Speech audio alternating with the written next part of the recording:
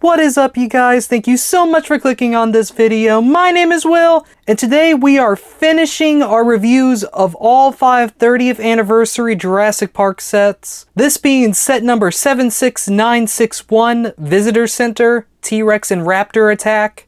This set has 6 minifigures, 2 dinosaurs, and has 693 pieces. This is it, the grand finale of all the Jurassic Park sets, so now without further ado, let's get to it. So taking a quick look at the front of the box, right off the bat, we can see the most disappointing part about this set, how it's not a full-on visitor center. We don't have the stairs or the waterfalls going down. I really wish this set would have been like a $500 massive set. It would have been absolutely incredible. But I guess we'll just have to wait and see how this set does in the review chart.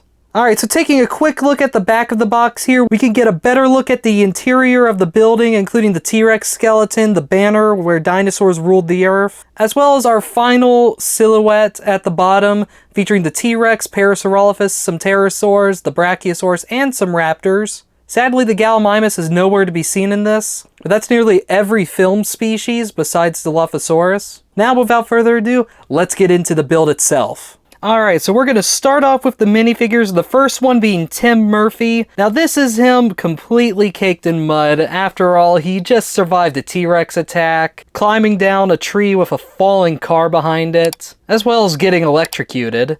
In fact, if anything's pretty inaccurate, it's how messy his hair should be. But nonetheless, it's a very decent version of the minifigure, especially near the end of the film.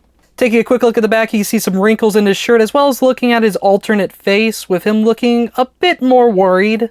I mean, I'd be worried if I was being chased by velociraptors. Next up, we have Lex Murphy. Once again, her normally purple shirt is now completely brown because all she's been doing is hanging out in the jungle. The swirl-like pattern continues onto the back of her shirt, as well as once again another more worried expression on the minifigure. Both minifigures have short legs, none of them have medium-sized legs, and I think Lex would have looked a lot better with medium-sized legs, but that's just me nitpicking. Next up, we've got the Survivor version of Dr. Alan Grant. He's without his hat, he has his hair, which is a very great feature to have alongside with the rest of the sets. His shirt's a little less muddy than the two kids. This actually is his only facial expression in the set, which doesn't make sense to me. They should have really included another facial expression, especially since the hair would cover it up so well. A quick look at the back of the minifigure features a bit more mud.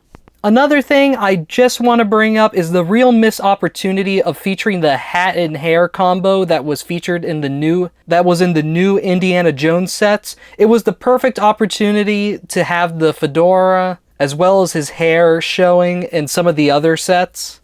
Real missed opportunity in my opinion. Next up, we've got Dr. Ellie Sattler, once again featuring a lot more mud on her than what she had in the beginning of the film. She also does not have her pink jacket, as she has now lost it at this point. Once again, a quick look at the back of the minifigure features a scared expression and a bit more mud.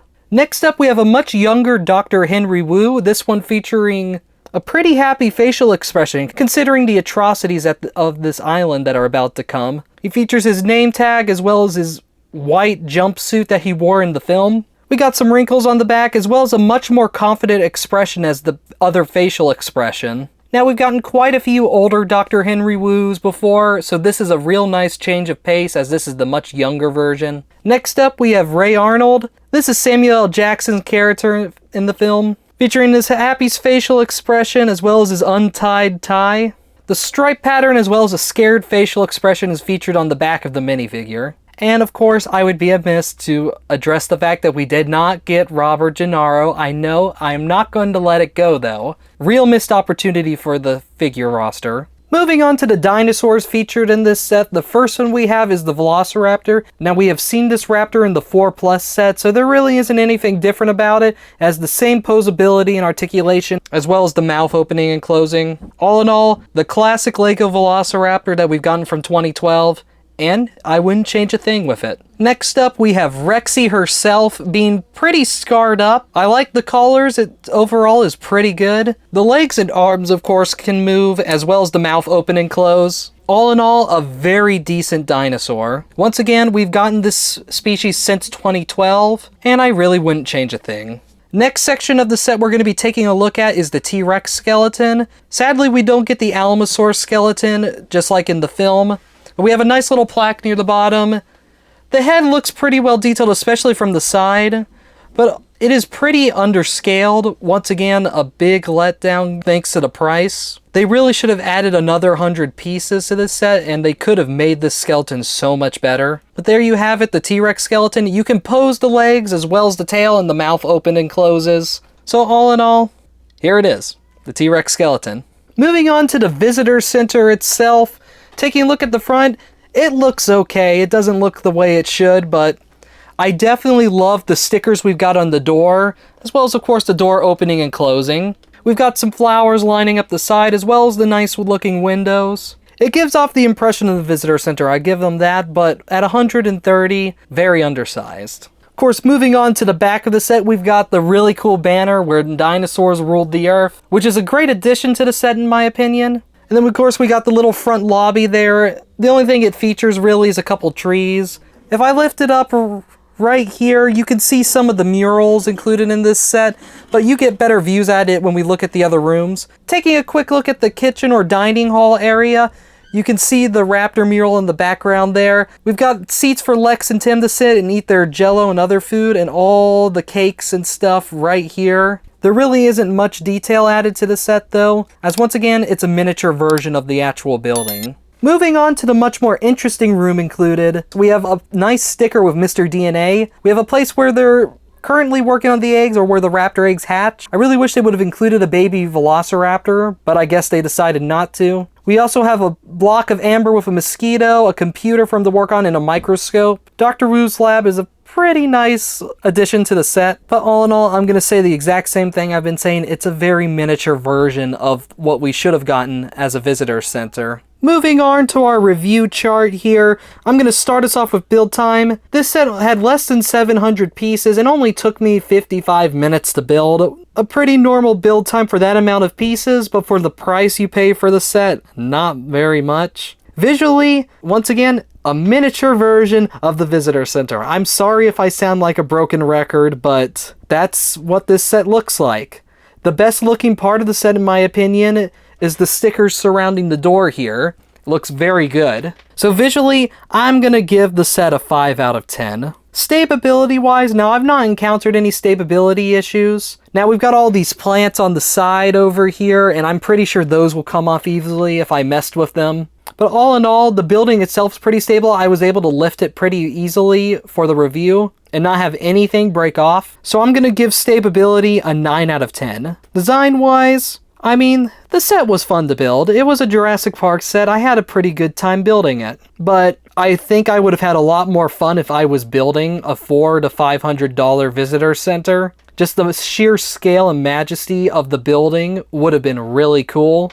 So design-wise, I'm going to give it a 7 out of 10. The build itself is decent, just not what I wanted for a visitor center. Now, price per piece, oh, price per piece, it's bad, very bad. Right off the bat, 2 out of 10. Less than 700 pieces for $130. That's almost double the price of what I would pay for this set. So yeah, it's pretty bad. Now, price per what you get. It is a larger set with larger pieces, and you get 2 dinosaurs, one being a T-Rex and the other being a Velociraptor.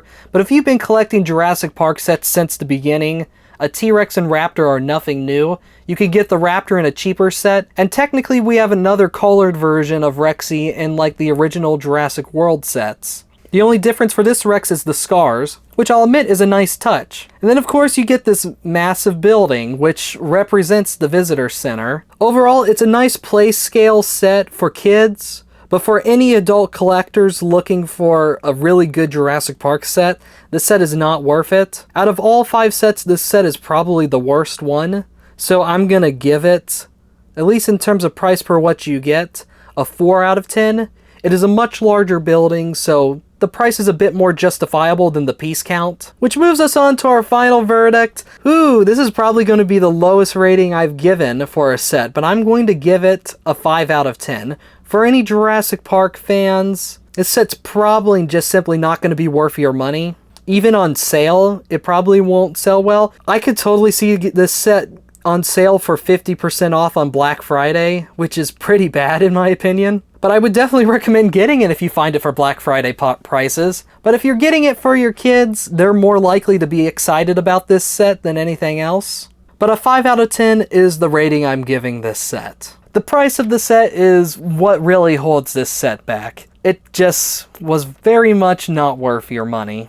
I'm sorry to say. All other 4 sets are much more worth your time, your effort, and if you find this set on sale, then that's when I would consider recommending getting the entire collection. Now, there are going to be purists out there who want the sets, and another thing I'm noticing as I'm talking about this is how there's blue on the side of the skeleton. Where's the gray piece?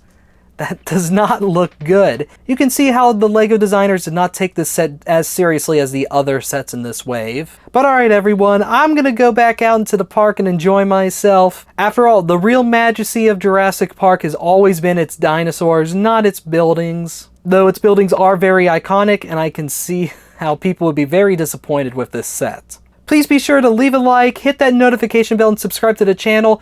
As a heads up, we are trying to hit our first 1,000 subscribers before the end of the year. So be sure to hit that subscribe button if you're new to the channel.